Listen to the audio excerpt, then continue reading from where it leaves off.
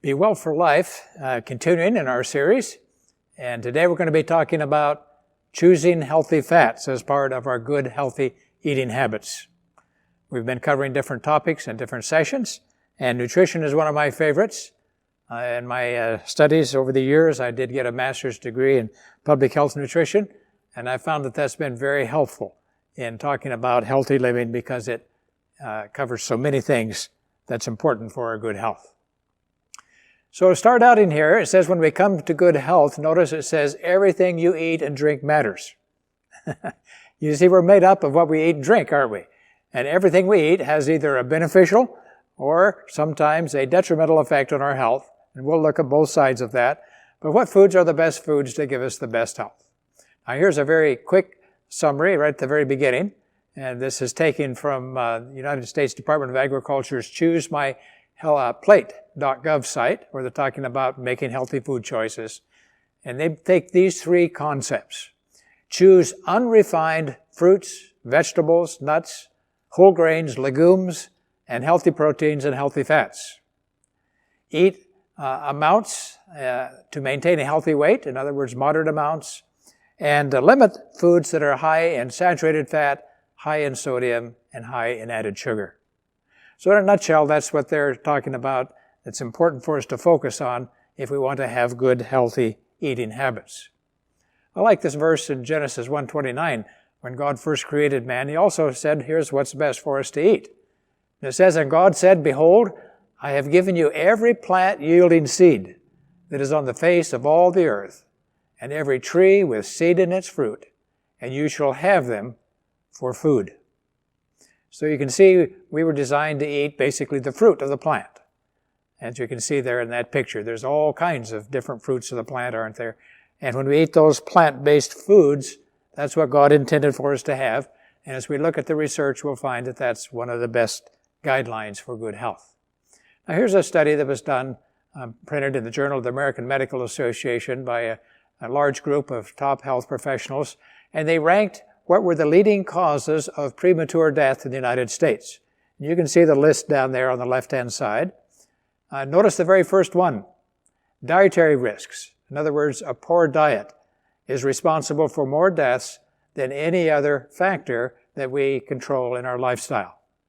It estimates that about 675,000 people die each year prematurely because of poor choices. Now we're going to zero in on the kinds of fats in this presentation today because they have a lot to do with our health, you'll see as we start going through here.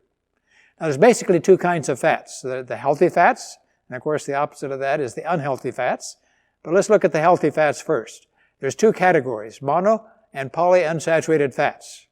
The monounsaturated fats have one double bond that could be hydrogen added to it to make it saturated. And we find that when it's in this state, it's always in an oil form. And it's found in olives, in olive oil, and canola oil. Avocado nuts are good examples of foods that are high in the monounsaturated fats. We'll find that those are healthy for us. There's another group called the polyunsaturated fats. They also have the term sometimes used, essential fatty acids, because they're essential for life. You can't live without them. Linoleic acid and Alpha-Linolenic acid are required in much of our structure of our body, in our body cell membranes, even in our brain, different places. Also precursors to the formation of certain hormones and prostaglandins and other substances that the body has to have to be able to live. And so those are in the polyunsaturated fat groups, and we'll find that the research shows that those fats are the ones that's really the most healthful for us, and a good share of our calories should come from those two groups. We'll look at those in more detail. Then there's a group of fats that are not so healthy, and those are the saturated fats. They're mostly animal fats. They are solids at room temperature. And there's another group called trans fatty acids. We don't see that so much anymore in our diet, but was a big factor in all my life as I was growing up. And that's when they take healthy vegetable oils, and they put them through high temperature and with certain chemicals that are available and so on to them. It changes it to a solid fat, hydrogenated. They add hydrogen to those double bonds. But in the process, those double bonds aren't put together like nature does, and that causes a problem. And we found that not until after many years of doing this that it cause serious health problems. Examples, of course, would be like hardstick margarine, shortening, and foods made with those kinds of things. Now, none of these, either one of these unhealthy fats, are essential for our health. The body doesn't have to have them. It can use them for calories, but they're not necessary as the polyunsaturated fats are. So just a brief source here. As we mentioned, the trans fats are damaging to the body, and the U.S. Department of Agriculture has recommended now that we don't use those in our diets, so they've been largely replaced in the diet, and they're not there. They've been largely replaced with coconut oil and palm oil, by the way, which are also fairly saturated. The one example in the plant kingdom that are fairly saturated, and they're not the healthiest of fats, but they do give a long shelf life because they don't turn rancid so fast. So, now, physiological effects of the fats. Let's look at the saturated and these trans fats, and primarily saturated fats in our diet now. First of all, they raise cholesterol. The more saturated fat you eat, the higher our blood cholesterol levels go, and we know that's not good for our heart and our arteries and our brain and so on. It also is related to raising our blood pressure and to lowering HDL levels, particularly the trans fats do. They increase insulin resistance, and so when we have insulin resistance, blood sugar increases in our blood system, and that, of course, increases the risk for diabetes. And so we see the list of diseases down there: heart disease, stroke, certain cancers even related to the saturated fats. Diabetes is significantly related, and even Alzheimer's disease. Keeping our brain healthy, it does much better on the unsaturated plant fats than it does on the animal or saturated fats. Now, on the other side of the graph, you see the unsaturated fats. They do almost the opposite, don't they? They actually help to lower cholesterol levels. They help to maintain healthy HDL levels. You know, it's the HDLs, that high-density lipoproteins, that go through our arteries and clean out the excess deposits of cholesterol in the arteries, and so they're important. They actually provide the body with essential fatty acids, as we mentioned earlier, things required for our health. They lower insulin resistance instead of raising it. Therefore, they lower the risk for these diseases: heart disease, stroke, diabetes, and Alzheimer's disease. So you can see there's one group of fats that is not very good for us. They push us in the disease end of things. There's another set of fats that are healthier choices, and they push us towards the good health end of the spectrum, as we're looking at here. What we want to do, of course, is make healthier choices and fewer poorer choices to have better health. So the goal then is not to eliminate all fats. You know, for a time people thought all fat was bad. In fact, when we used the term healthy fats, they thought that was an oxymoron. Could there be such a thing as a healthy fat? And we will actually show you data. Yes, there is. Some fats are healthy. We have to have them for good health. So the goal is to not eliminate all fats, but to eat less of those that are damaging to the body, and in their place use the healthier fats, the vegetable oils, the plant foods high in these kinds of plant fats. So let's just look for a moment at the sources of saturated fat. Where does it come from? Well, we mentioned that tropical oils are being used a lot now, particularly in things where they need a solid fat. So we'd find them in shortening today, and we find them in the hardstick margarine and so on, where there used to be trans fats. Now it's these fats. They are maybe a little better than the trans fats, but they're still high in saturated fat, and so they're not the best ones to be using. Should use a minimal amount of those. Butter would be another example. Of course, it's a solid at room temperature. And then the fats that's found in animal foods like beef, pork, chicken, and of course all the high-fat dairy and so on would be as well. Then, of course, there's a lot of dishes made from those, aren't there? Mixed dishes like pizzas and tacos and pasta dishes and so on have a lot of cheese and those kinds of things in it, a lot of meats sometimes added, and that increases saturated fat in those foods. And some of the baked goods. Bakeries always like to use the solid fats, and so they're obviously higher in saturated fats. About 12% of our calories come from saturated fats, and we'll take a look now here about different kinds of fats. What we'll see is there's some good and there's some bad in every kind of fat that we eat, but what is the predominant? And what it's made up of mostly is what has the biggest effect. So the red that you see up there, that's the saturated fat. And the first one there, coconut fat, is an example. Notice it's almost all red, isn't it? So it's almost entirely saturated fat. It's one of the highest foods in saturated fat there is, with just a small amount of oleic and linoleic acid there at the end. Then we compare that to other. Butter, you notice, is also mostly saturated fat, isn't it? And then beef, again, more than half of the fat in saturated fat in beef and pork. And chicken is a little better, isn't it? A little less saturated fat. And then down at the bottom, just for comparison, we put a vegetable oil, canola, and look how much less saturated fat it has. Extremely low compared to the animal products. So we can see that the saturated fats tend to be in the animal fats. Just a word or two about coconut oil. Sometimes we hear about how wonderful it is supposed to be for us, but the research doesn't bear that out. Here's one large called a meta-analysis where they include 16 studies, take all of the data and put it together, gives a lot more people to look at in the study and the outcomes. And what they found was that adding coconut oil resulted in an increase of LDL cholesterol. Now that's the kind of cholesterol that clogs the arteries. And so just like any other saturated fat, it does raise that in our body, and so it would raise our risk for cardiovascular disease.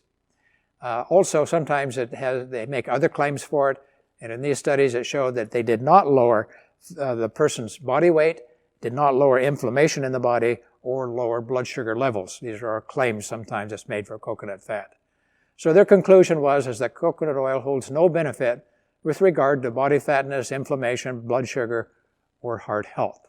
And probably a little bit is not going to do us in, but we should have healthier plant oils if we want better health.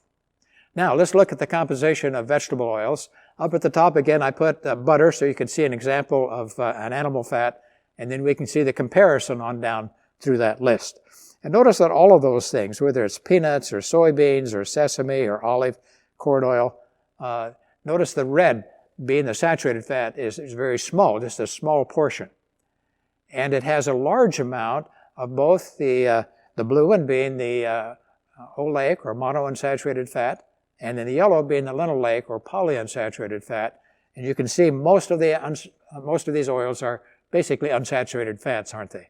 So their primary effect in the body is to actually be healthy, lowering our cholesterol and our risk for some of those serious diseases. At the very end down there, you'll see a little green on the back. And this is the alpha-linolenic acid. This is the omega-3 fatty acid, and we'll talk about that as we go through too. And just to notice the foods that's very high in it, of course, flaxseed, canola, and soy are the three highest plant fats in that omega-3 fatty acid. So we can see that everything is made up of a combination, but what is the predominance? Now, let's take a look at different kinds of fats and how it affects our health. First of all, here's a large study done by Harvard where they took 80,000 people, followed them for 14 years, looked at their diet to determine how much saturated fat, or total fat in this case, they were eating in their diet. And from the left is the 20% of the people who have the lowest intake of total fat in their diet, and then the next 20% and so on until we get up to the top 20% of the people who have the most fat in their diet. And then you see on the risk of those the height of those bars shows the risk of coronary heart disease. And what is the trend there? Well, there is no trend, is it? It's all just about the same. In other words, they found no relationship between total fat and risk of coronary heart disease. Now that may be shocking to some people. So it's not the total fat that's important. What we're going to find out is the kind of fat that we're eating. So now we go to and look at saturated fat, the same group of people, same studies. This time they're looking at saturated fat, and every time there's an increase, look along the bottom is the percent of calories from saturated fat. Every time that goes up, we begin to see, especially around 16% of the calories and 18.8% of the calories and so on, mortality rates start going up nearly 40% there in the highest 20% of the people. So saturated fats do raise the risk of coronary heart disease, and they cause other problems too. In this study, very large study, 580,000 women, they looked again at the saturated fat intake, and this time their tertiles are 1/3. So if you look, the low group is the third of the people who had the lowest intake, then to the right is the third of the people who had the highest intake of saturated fat, and notice there's a significant increase, about 17 to 19% increased risk for breast cancer. And so saturated fat does have problems with various health issues. Now let's take a look at polyunsaturated fats. Remember we said they were protective. Here again, the 20% of the people who have the lowest intake of polyunsaturated fats are on the left, and then as it gets higher and higher, you can see along the bottom there, those who have the highest intake, getting 6% or more of their calories from polyunsaturated fats, notice how their risk for coronary heart disease drops. So as polyunsaturated fats go up, the risk for coronary heart disease goes down. Those who ate the most polyunsaturated fats had a 32% decrease in risk of coronary heart disease. So that's good news, isn't it? Here's a more current study, a large group, 126,000 men and women, 30 years of follow-up. And let me just explain quickly as we go through here because it's very good data, the latest data that we have. So in the blue groups, that's the low intake of whatever fat we're looking at. And then we're going to look in the red group is the high intake. So when you look at saturated fat, and if it's high, notice the mortality rate goes up by about 8%. In the polyunsaturated group, a high intake, the red bar again, notice that the mortality drops almost 20%. Monounsaturated fats drop too, but not as much, about 11%. And then, of course, trans fats were again bad, weren't they? So again, it shows that a high intake of the saturated fats, mortality goes up. A high intake of the mono and polyunsaturated fats, the risk goes down.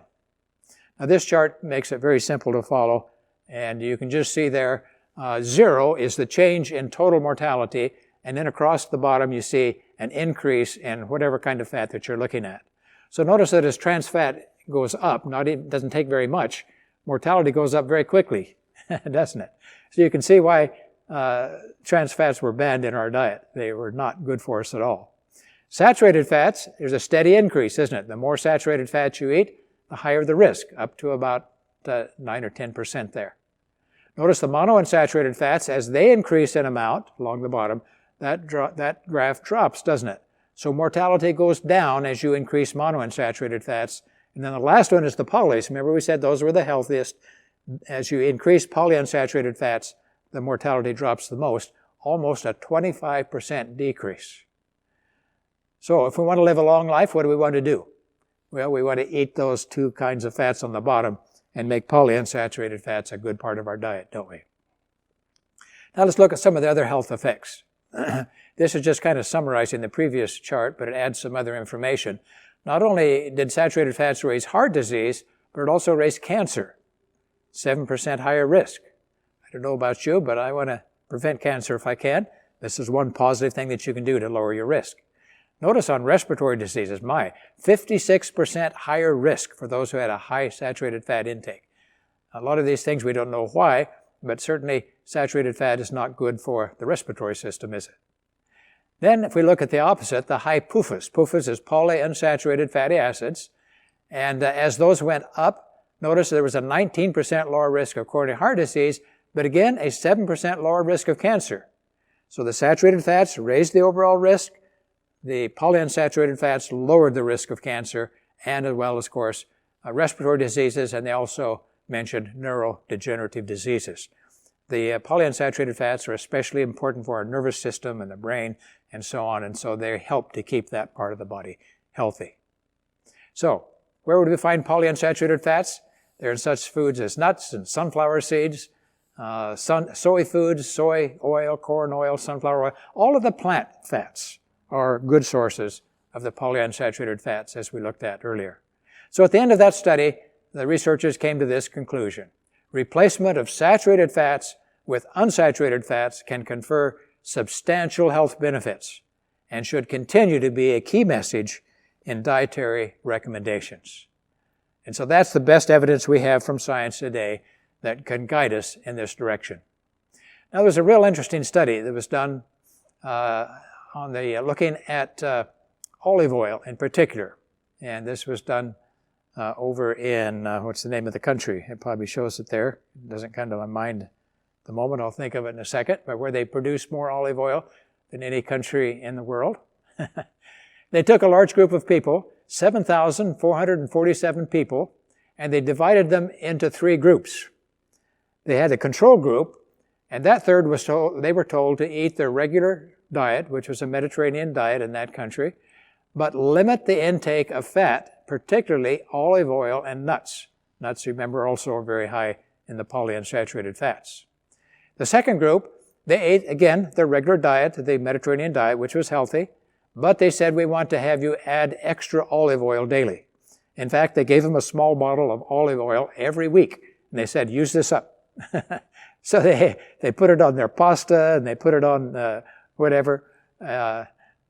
Spain is the name of that country. I don't know, I couldn't remember. They put it on their pasta. If you've been to Spain and so on, and Italy and those countries, they use a lot of olive oil, and they use that in place of solid fats, and that's good for them. Then the third group, they ate their regular diet, but they were told to add extra nuts daily. In fact, they said, we want you to eat at least a half a cup of nuts daily, and they gave them every week a supply of nuts to be eating. Then they followed them for nearly 5 years, and they looked at their different rates as we see in the chart. Now, cardiovascular disease, that'd be heart attacks and strokes. The red bar represents the control diet. They were on the low-fat diet, remember? Told to eat less fat. They had the highest mortality. Those who had a higher fat diet, the three groups on the right, the extra olive oil group, notice they dropped their risk of heart disease by about 30%, and the same with nuts. And then those who really followed had high adherence to their instructions they gave them, used even more plant fats, they lowered their risk of cardiovascular disease by almost 60%. Those are remarkable differences, aren't they? Now, the study had planned to go on for several more years, but when the researchers saw such a decrease in deaths from cardiovascular disease, they said, we don't think it's ethically right to continue this study and tell people to eat a low-fat diet when the olive oil and the nuts and these things that they would normally eat in that diet would be healthy for them. So they stopped the study at that level. So one of the best studies we've had that show that these oils that are in plants, the way the Lord made them, is the healthiest for us to be eating. Now in our church, in our early church teachings, this is what came in the book Counsels on Diets and Foods. We can read this, and it talks about this. Remember back in those days in the early 1900s, they didn't have as many choices of vegetable oils and the kinds of things we had now.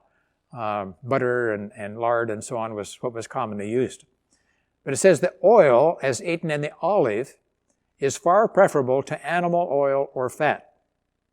Olives may be so prepared as to be eaten with good results at every meal. Do you like that one? I like that. I had some olives today. I think they're great. But what they're basically talking about, this was primarily the kind of plant fat that we have. And we just saw in this study in Spain how it decreased people's mortality rates. And so in the early teachings of our church, they were recommending that instead of the animal fats, the solid fats, the lard and the butter and so on, that the olive oil was much better. Now the question comes often, people ask, should we fry foods? And this was a very interesting study that we found. It was again done in Spain, where they have a lot of olive oil and they do a lot of sauteing. And they looked at the amount of fried foods that the people were eating. Notice it was 40,000 people, a large group, followed for 11 years. And we see that the amount of fried foods on the bottom of the chart down there, number one was the lowest intake of fried foods, and then every 25% it went up until the last bar chart, the 25% of people who had the highest amount of fried foods. And what do we see as a trend up there? There's really not much difference, isn't it? They're all about the same. So the way that they fry foods in Spain is not a health hazard. Now, a lot of our fried foods in the United States, how is it done? Well, it's deep fried, isn't it? They put it in a type of fat that's used over and over and over throughout the day, and it's not the healthiest kind of fat. It's not olive oil. And so the frying of foods that way, deep fried, especially in the United States, is not the healthiest. But when we just do the sauteing with vegetables and so on, and using olive oil that way at a low temperature, it appears that fried foods is not a health hazard. So we don't need to be feeling guilty about that. So let's look at our goals here. Goal number one, to be healthier, is eat less saturated fat. And of course, by eating a plant-based diet, you'll automatically meet this goal, but we're going to look at some places where we find saturated fat in the diet. These are foods that are the major sources in the American diet of saturated fat. Number one source of high saturated fat in the American diet comes from pizza. I guess that's a favorite. And where's the pizza? Well, it might be in the little meat that's on top and in the cheese and so on, and a lot of saturated fat in the pizza. Hamburgers, just simply because so many people eat so many. Hot dogs. And then number 4 was just cheese by itself, because it's very high. Actually, cheese, ounce for ounce, is higher in saturated fat than even red meat. And of course, the high-fat dairy, cream and butter, fried chicken, particularly when it's deep fried, and in whole milk, there's a lot of saturated fat. Every glass of whole milk has about a pat and a half of butter. Now, you don't see it because it's all mixed into the milk, but if you let it set and it's not been homogenized, that cream will rise and you'll see it on the top. Beef tacos, steaks, and you can see down there fast foods and baked goods and snack foods. Do we eat any of these kind of things in the United States? We eat a lot of that, don't we? But unfortunately, these are not the healthy fats. These are the kinds of fats that aren't the best for us. Now again, in our early church teachings in the Adventist Church, here's a quotation from the early writings. Again, we can read it in Counsels on Diets and Foods. Grains, vegetables, and fruits prepared how? Free from grease. Grease is a solid fat, isn't it? And as natural in condition as possible should be the food for all. So I thought that was good. This was back before we knew anything about cholesterol levels or the different kinds of fats, but using plant fats or free from grease would be a good dietary principle even yet today, wouldn't it? Now, what happens if we eat too much saturated fat? Well, on the right-hand side of this picture, we can see an artery, a human artery. So actually one of the coronary arteries that brings blood supply to the heart. And when the cholesterol levels get high, they infiltrate the lining of that artery, actually the cell wall, and it becomes thick. And you see how that wall becomes thick? Now that opening should be about 80% of the diameter across the whole artery. And here we can see that the wall is almost as thick as the opening, isn't it? And it's got a lot of fat there. You can see that yellow stuff, the fats and cholesterol. And as that wall gets thicker and thicker, what happens to the opening? Well, it gets smaller and smaller, doesn't it? And so that is what restricts blood flow, and this is the major cause of death in the United States, is when our arteries become clogged, and then when they become roughened and so on, and a clot will form there, and then the blood can't get through to the heart, and then it's a heart attack. If the blood can't get through the brain, we call it a stroke. If the blood can't get through to the kidneys like it should be, then have kidney failure, and there's all kinds of other problems, even into our legs. If the circulation is cut off because of this, gangrene can set in our legs, and legs have to be amputated. So these are problems we want to avoid. Doesn't sound like fun, does it? And this is what we want to avoid by choosing the right kinds of healthy fats. Now, here's just a little graph taken from the Chicago Heart Association study, about 11,000 men. And they followed them up for 25 years, and they simply checked their cholesterol levels and then looked at their risk of developing heart disease. And you can see on the bottom of the chart is their cholesterol levels starting at less than 160, which would be a very healthy cholesterol level. And then as it goes up, you can see the numbers there, and the risk of having cardiovascular disease is pretty dramatic, isn't it? So if your cholesterol is 280, you are about 12 times more likely to have heart disease than the person whose cholesterol is less than 160. Now, how do we control that? We'll look at it in a minute, but what we eat has a lot to do with how high our cholesterol is. And so looking at that chart, if you were the scientist and you did the study and you look at the results and you say, well, what would we recommend? Well, they would say, looking at that chart, they say you ought to have cholesterol levels less than 200. Those two ones on the left, much, much lower risk. And of course, the lower you can get it there, the lower it is, the lower your risk for heart disease. They also said that persons who had cholesterol levels less than the 200 lived 6 to 9 years longer. So that's good news too, isn't it? If you want to add an extra 6 to 9 years of healthy living to your life, keep your cholesterol levels low. Very important. Now here's a study taken from the Adventist Health Study, and they took Adventists, some you know are vegetarian, shown there in the green, they never eat meat and so on, and then those who would eat meat just maybe once or twice a week is the metal chart, and then the third graph over there, 3 or more times per week, and that's still not a real high level of meat intake, is it? And then they looked at the risk of heart attack after several years, and you can see a dramatic increase. Those who had meat in their diet 3 or more times per week compared to those who didn't have any had 2.3 times as many heart attacks. So these were some of the very earliest studies to show that it's better not to have so much saturated fat and particularly red meat. While I was at Loma Linda University, where I got my master's and my doctorate degree in health, we did some experiments. We took a group of people who all had high cholesterol levels. They were all up there in that 285 category, average. Remember we said those people had about 12 times the risk of heart disease. Now when cholesterols are that high, most people say, you know, it's my genetics. I can't do anything about it, it's that high. And so we had a whole group of these people, and we decided to offer them a nutritional intervention to see what would happen if we changed their diet. And so they came in, and we fed them. Fed them breakfast before they went to work in the morning, and then we fed them a lunch. We sent a lunch to work with them, and then when they came home from work, we again fed them supper, and maybe gave them a fresh apple or a few nuts or something to snack on in the evening if they wanted anything else. And then we looked and every week to see what happened to their levels. Now, what did we feed them? We put them on a cholesterol-free diet. Notice there at the bottom, of fruits, fresh vegetables, legumes, different kinds of beans and peas and lentils, garbanzos, those kinds of things, whole grain breads, cereals, and soy foods, and some of the soy burgers and those kinds of things, and the non-fat dairy, and an egg substitute, so they had a very little cholesterol or very little saturated fat in their diet, mostly a plant-based diet. Now notice there as we go across there, the number of weeks on that vegetarian diet, what happened? Well, in the first week they dropped from 285 to 240. Well, that's a huge drop, isn't it? By the second week they were all as a group down to 205.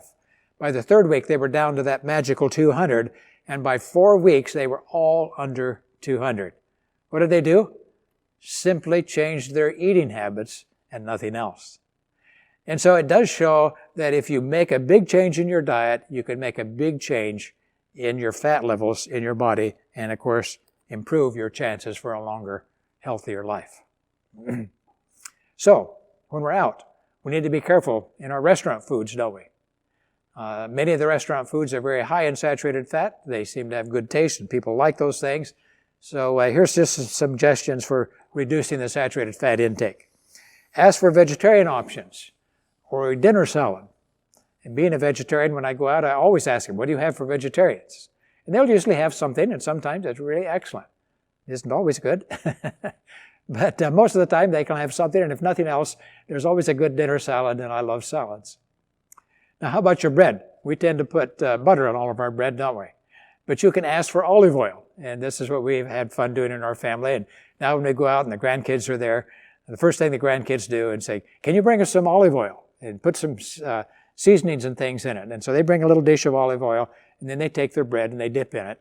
And that's a lot healthier, isn't it? It's a plant fat, it's an oil, it's not the solid fat, and so these are the things you can do.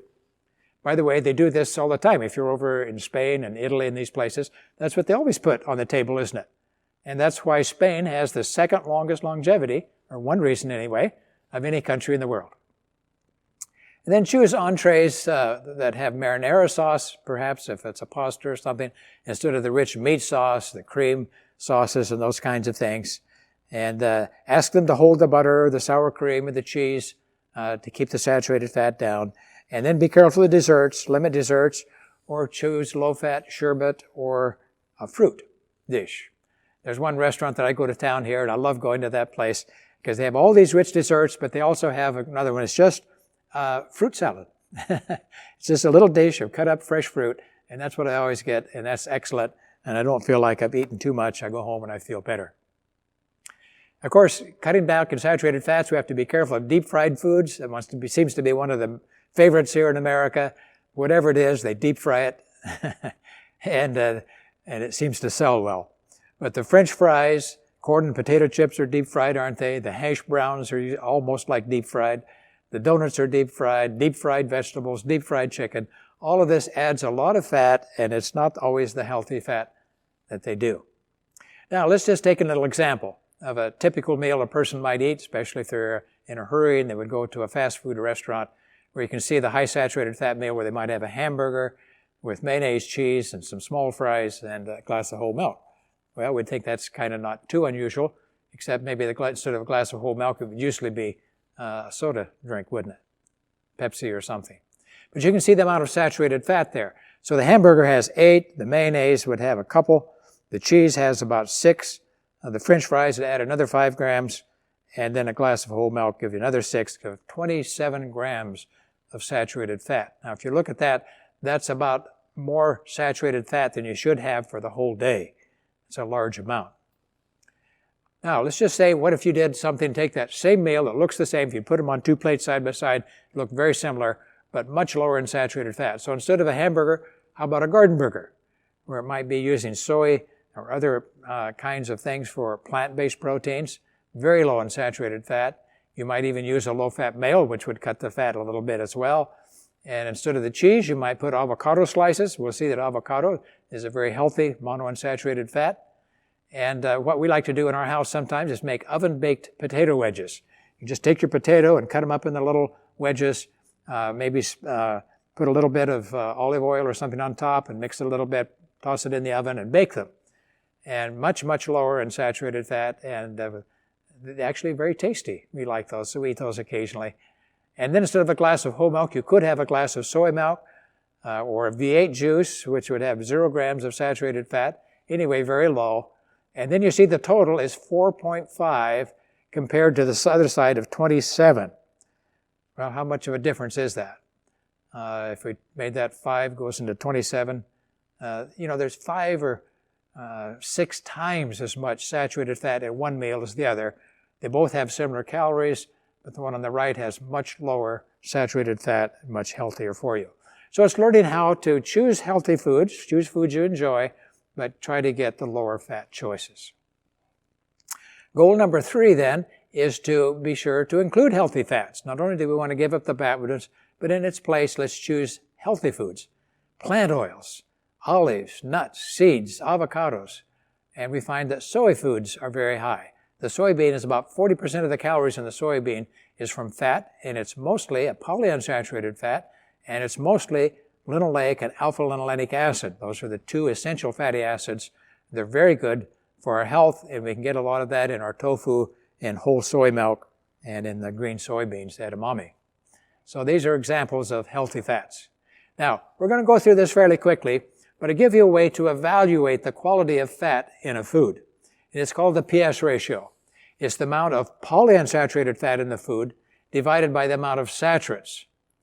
And so think of that a little bit. We want lots of polys, don't we? Very low saturates. So if we had 1-to-1, that would give you a ratio of 1, wouldn't it? But for good health, a food should have at least twice as much polys as saturates. Okay? So a PS ratio of 2 and above is a healthy food. So when you look at things like strawberries, wow, 12 times as much polys as saturated fats. An apple, 20 times. You see why the Lord says we ought to eat these kinds of foods, and He provided those for us in the beginning. They're the healthiest for our bodies. They keep those arteries open, keep our brain working, keep from putting too many calories around our middle. The orange is good. The peach is good. They're all well above 2, aren't they? Peas, and going on down through that list. And then we start getting down below there, and we see something, well, it's not on this page, is it? Let's look at the next one. They're all fairly healthy ones on this page. But let's look at the high-fat dairy. Whole milk has a PS ratio of 0.05. What does that mean? Well, that means there's about 20 times as much saturated fat as polys. And cheddar cheese and cottage cheese, all the things made from dairy fat would be the same thing, and ice cream. So the net result of all those foods would be to raise our cholesterol, wouldn't they? Now, just for comparison, I put down soy milk and tofu. You see they have 5 times as many polys as saturates. And so their effect would be to be protective to the arteries and to the health. So if you go over to Japan, they have a lot of tofu that you put in things over there. Enjoyed that while I was visiting Japan. And they have the longest longevity of any nation in the world. And they get more of those kind of healthier fats, fish as well, which is a polyunsaturated food. Now let's look at some other common ones in meats. And you see the PS ratio of a hamburger, 0.07. Again, it's just about like the butter fat, isn't it? Almost, what would be about 18 times as much polyunsaturated fats as the polys. And so that's why its effect is to raise our cholesterol. A hot dog, about 10 times as many saturated fats. The sausage. Turkey gets down to 1-to-1, so that'd be better, wouldn't it? And chicken is about the same in there. We can see a little more saturated than polyunsaturates. Then when we start getting to fish, we get up to 1 and above 1, 1.7 for salmon, which is a polyunsaturated fat, and tuna has more of an oil instead of a solid fat. So the fish would be preferable as far as our health is concerned and our arteries and preventing heart disease as to the beef and so on. And again, in those countries like the Mediterranean diet, more fish, less beef and so on. Same thing in Japan, those countries that have the best longevity, that's one of the reasons why. Let's take a look at nuts, look at the PS ratio of nuts. On the right-hand side there, you go down, notice almonds, 3.7.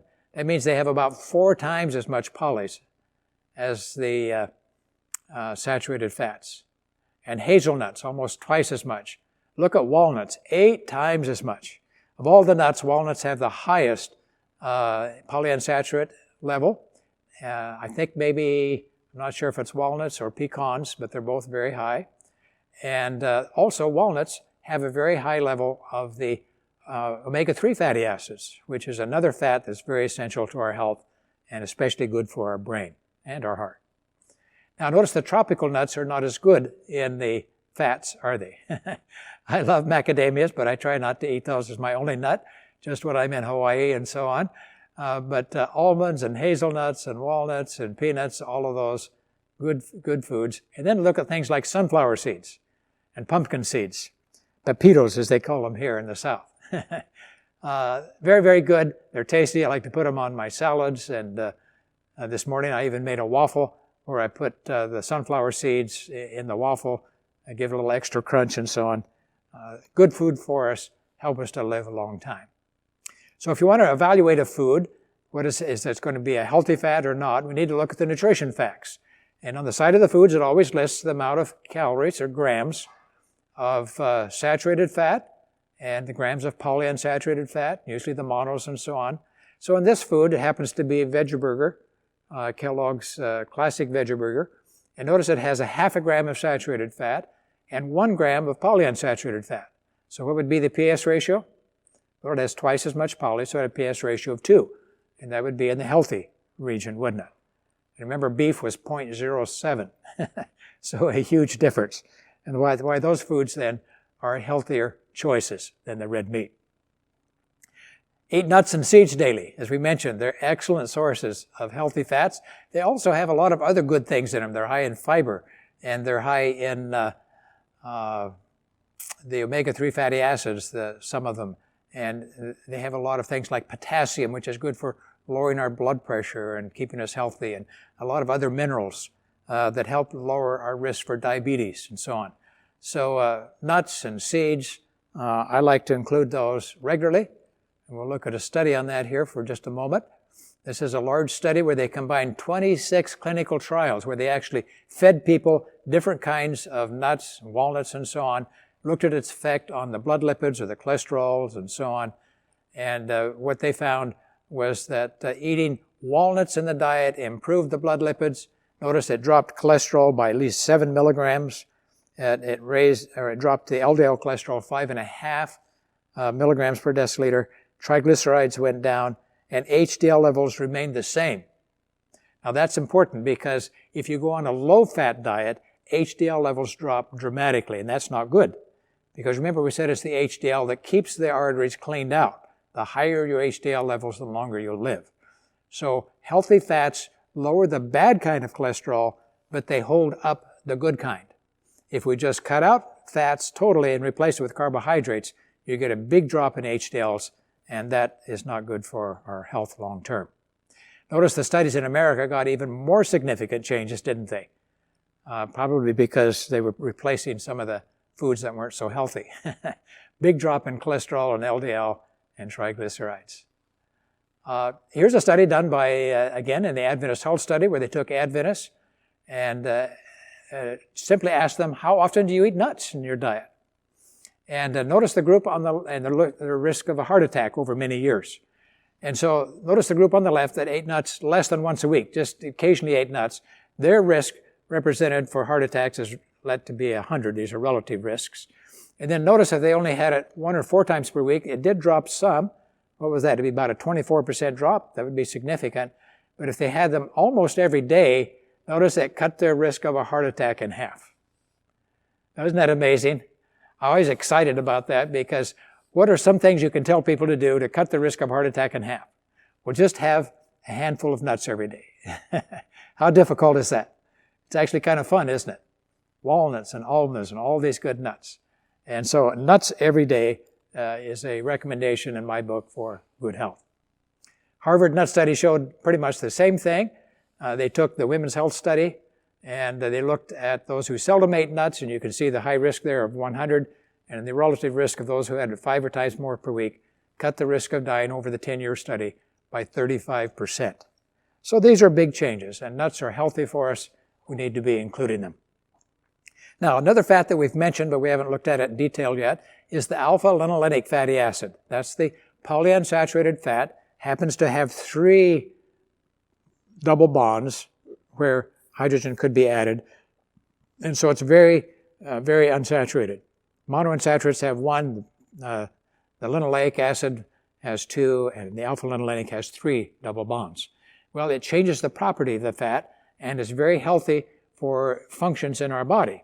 So here's a large study, 40,000 men, study done by Harvard, and they looked at their diets over many years, and they simply took, and you'll see in the chart there, people that the top 1/5 of the people, the 20% of the people who had the highest level of alpha-linolenic acid in their diet, and then on the right, the 20% of the people who had the lowest intake, and over the period of time of that study, notice that the people with the high levels of linoleic acid cut the risk of mortality from heart disease more than half, almost a 60% drop. Well, would you like to know how to do that? By the way, the difference between those who have a high intake and a low intake, as it says there on the left, is only about 2 to 3 grams per day of alpha-linolenic acid. It doesn't take very much, does it? Very potent, very protective to our bodies. So let's look at some sources where we can get alpha-linolenic acid in our diet. Flaxseed is probably one of the best sources there is. Remember how much we need? At least 2 or 3 grams a day. If you eat 1 tablespoon of flaxseed, you get more than you need, twice as much as you need to put you in that low risk category. So I like to take, that's flaxseed oil. I like to take the next one down, which is about the 2.5 grams, which is about how much you need per day.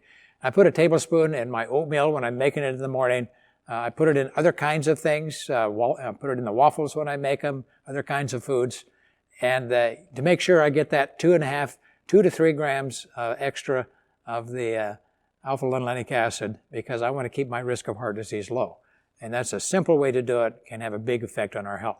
Notice walnuts too, a handful of walnuts that gives us almost the 2 grams a day.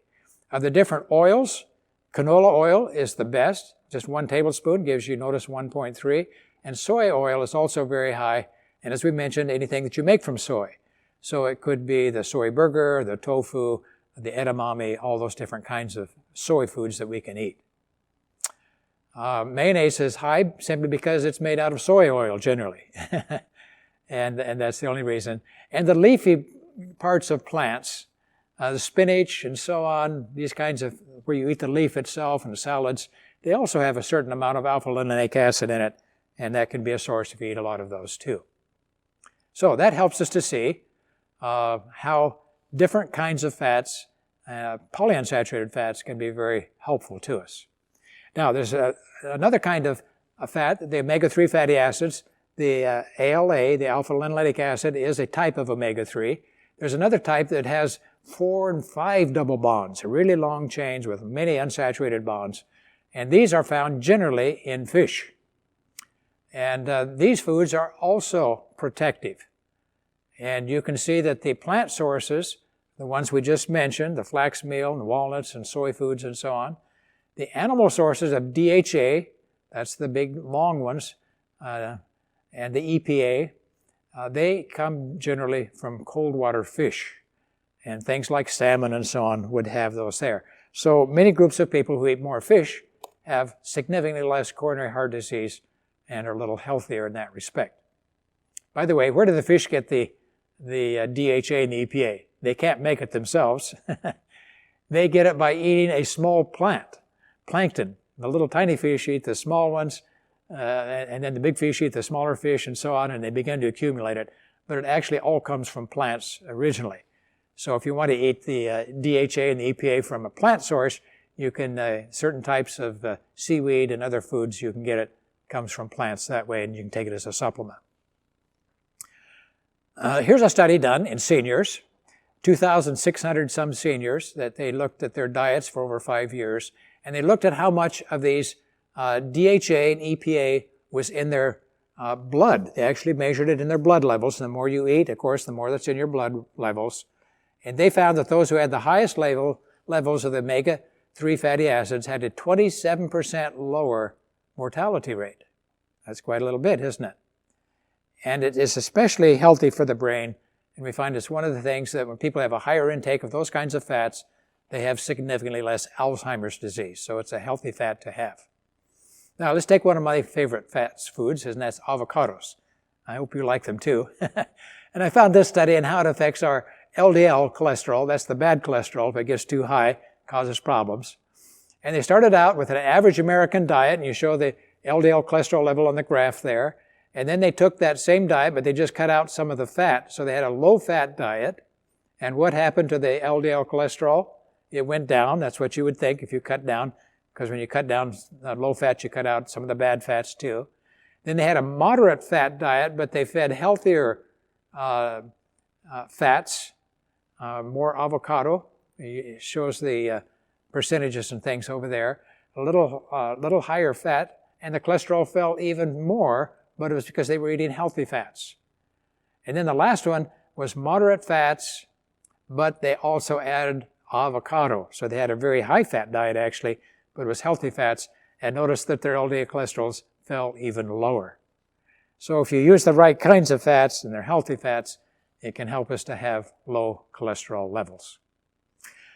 Another way that fat improves our health is it helps the body to absorb certain nutrients. And there's certain nutrients we call fat-soluble vitamins. Vitamin E would be an example of that. It's an antioxidant, so it helps protect cell membranes and is very important for our health.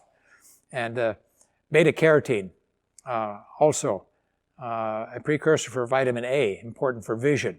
And another one that needs fat to be absorbed well is lycopene. It's also an antioxidant that helps prevent prostate cancer and other kinds of cancers and so on. And then, of course, there's many other fat-soluble vitamins. And when you have a little fat with your diet, like a little fat in your salad or a salad dressing on top, it helps you to absorb it. So here we see a study in which they used different types of salad dressings on a salad and looked at the amount of these different fat-soluble substances. The top graph is the beta-carotene. Beta-carotene, by the way, is very healthy for us, does a lot of things for our body, very important. And, of course, it's used to make vitamin A. That's something we have to have to live, so it's essential. Now, notice on the bottom, when you use a fat-free salad dressing, how much, it shows they actually measured the amount that you absorbed in your blood after eating that salad, up to 10 hours after eating there. And notice that on the fat-soluble vitamin, they absorbed practically none.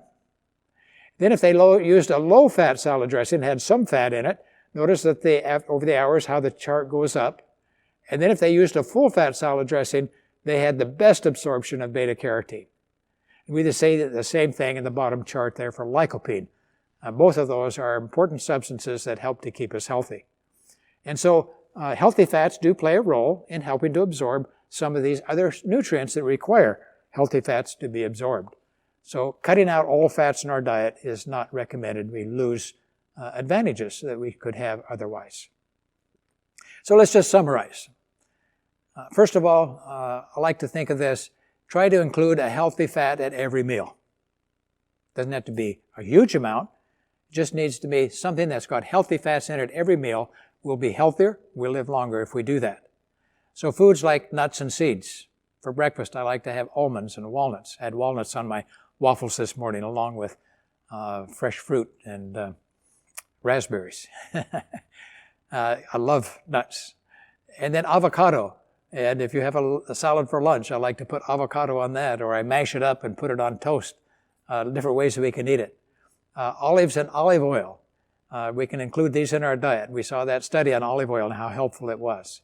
So using vegetable oils in place of the solid fats in our salads, the cheese and those kinds of things. And then there can be healthy spreads to be used in place of margarine. We don't always have to use margarine or butter. They're kind of a solid stick margarine, so they're not very high in the polyunsaturated fats. But you can use nut butters, peanut butter, almond butter, different kinds of things. Hummus is one of my favorite. Great, goes on toast very well. We can use the olive oil and seasonings for dipping the bread into. And as we mentioned, we can mash up the avocado and put it on the bread. So we need to be thinking creatively, how can we cut back on the solid fats, use more of the healthy plant oils in our diet? And of course, when we eat the legumes, particularly tofu and those kinds of things, soy milk, these kinds of foods, the whole grains, they all contain healthy fats and be good for us. Now in summary, let's just take this little quiz, shall we? Cholesterol is found in what kind of foods? Only in animal foods, not any in the plant foods, okay? Saturated fats do what to the risk of heart disease and diabetes? They actually raise the risk, don't they? And so if you want to prevent those things, cut back on the saturated fats. The only kind of fat required by the body are, what kind?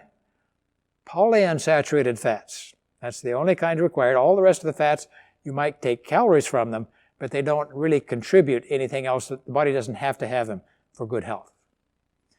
Now the ratio of polyunsaturated fats to saturated fats for good health should be, what was the number?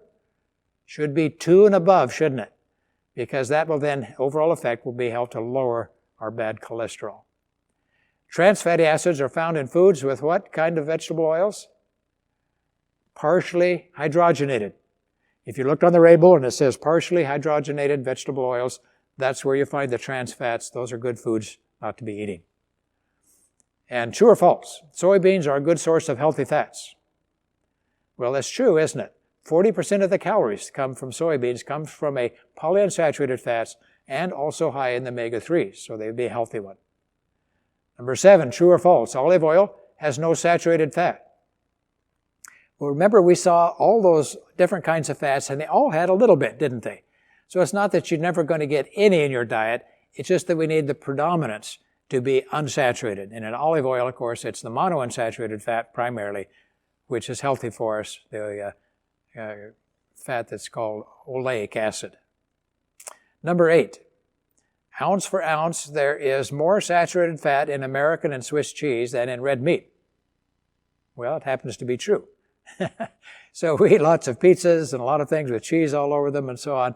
We're getting a lot of saturated from that, even though we may not be eating meat. So we have to be careful not to eat too much of that. Number 9, fortified sugar-free soy milk is a good nutritional alternative for milk. Well, it is, isn't it? It has about the same amount of protein, about 9 grams. In fact, the soy milk I use has no sugar, only 2 ingredients, is soybeans and water. It has 12 grams of protein per glass. Milk has about 8 grams per glass. So it has that, and it also has a lot of other good healthy things, including those healthy fats, instead of the fats that aren't so good for us. Remember we said in every glass of whole milk there's a pat and a half of butter.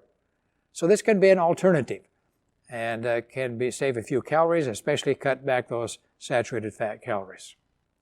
Number 10, true or false? The kind of fat eaten is more important than the amount of fat eaten. Well, we saw that study, didn't we? Total fat had no relationship to risk of cardiovascular disease, but the bad solid fats, the risk went up, and the healthy plant fats, the risk went down. So it's the kind of fat that we eat that's most important, isn't it? All right, well, we've covered a lot of territory here, and just to draw help you to remember, we have the little book that you can follow along in, and there's a chapter about choosing healthy fats in the book. You want to review that. It's got a lot of the information we went over. Good sometimes to go back and read it again and see new things that's there. And our goal this week, every week, we want you to go home and put some of these things into practice. Doesn't do any good to hear about them unless we practice them, does it? So choose some healthy fats daily. In fact, there will be a little place every day in your little log in your book where you can check, did I have healthy fats? Did I get 2 or 3 servings of healthy fats this day? And look for that. And then number 3, reduce the unhealthy fats, and you might even want to track how many healthy fats you eat daily and see if you can get, at least as we said, a healthy fat at every meal. So that'd be at least 3 servings of healthy fats a day, wouldn't it? Then, of course, continue tracking your other items, your exercise miles and other health goals that you may be working on, your weight or whatever it might be. And every day as we chart those in our book and keep track of them. It keeps it in our mind, doesn't it? And see if we can begin to make changes. So at the end of our series, we would be eating better, we'll be more active, all the things we're talking about, and that's what will make the real difference in having a longer, healthier life. All right. Well, we thank you for your attendance, and we will continue on other topics as we continue in this series. Have a good week. Thank you.